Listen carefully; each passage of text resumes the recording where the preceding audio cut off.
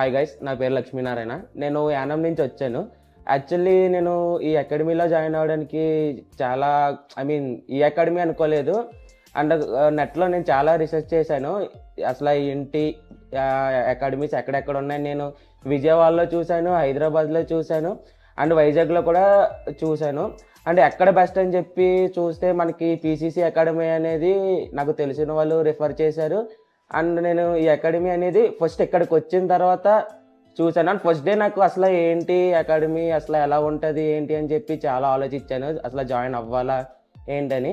Plus ఇప్పుడు నేను ఈ అకాడమీలో పూజ చేసినప్పటికీ ఓకే, నాకు టీచింగ్ అని కానీ నేను ఏదైనా సరే చేయగలను అని ఒక నమ్మకం అనేది నాకు వచ్చింది.